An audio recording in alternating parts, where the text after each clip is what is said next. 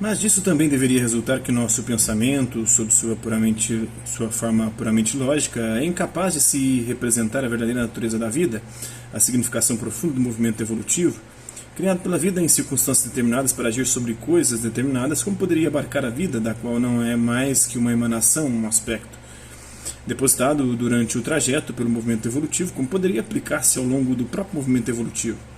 Seria o mesmo que pretende que a parte igual ao todo, que o efeito pode absorver em si sua causa, ou que o seixo deixado na praia desenha a forma da onda que o trouxe? De fato, sentimos perfeitamente que nenhuma das categorias de nosso pensamento, unidade, multiplicidade, causalidade mecânica, finalidade inteligente, se aplica de forma exata às coisas da vida. Quem pode dizer onde começa e onde termina a individualidade, se o ser vivo é um ou vários, se são as células que se associam em organismo, se é o organismo que se dissocia em células? Em vão empurramos o vivo para dentro de tal ou tal de nossos quadros. Todos os quadros estouram, são estreitos demais, sobretudo rígidos demais para aquilo que gostaríamos de colocar neles. Nosso raciocínio, aliás, tão seguro de si quando circula em meio às coisas inertes, sente-se pouco à vontade nesse novo terreno. Seria muito difícil citar uma única descoberta biológica que se deva ao puro raciocínio. E mais das vezes, quando a experiência finalmente nos mostra como a vida procede para obter um certo resultado, descobrimos que seu modo de operar é precisamente aquilo no qual nunca teríamos pensado. No entanto, a filosofia evolucionista não hesita em estender às coisas da vida os procedimentos de explicação que funcionaram para a matéria bruta. Começara por nos mostrar na inteligência um efeito local da evolução, uma pequena luz, talvez acidental, que ilumina o vai e vem dos seres vivos na estreita passagem franqueada à sua ação.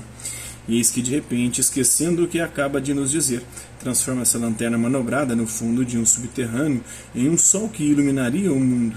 Intrepidamente, apenas com as forças do pensamento conceitual, lança-se na reconstrução ideal de todas as coisas, até mesmo da vida. É verdade que se defronta no meio do caminho com dificuldades tão formidáveis, vê sua lógica desembocar aqui em tão estranhas contradições que rapidamente anuncia sua ambição primeira. Não é mais a própria realidade, diz ela, que irá recompor, mas apenas uma imitação do real, ou antes uma imagem simbólica. A essência das coisas não nos escapa e sempre nos escapará. Movemos-nos em meio a relações, o absoluto não é de nossa alçada. Detenhamos-nos frente ao incognoscível. Mas eis aí realmente, depois de muito orgulho para a inteligência humana, um excesso de humildade.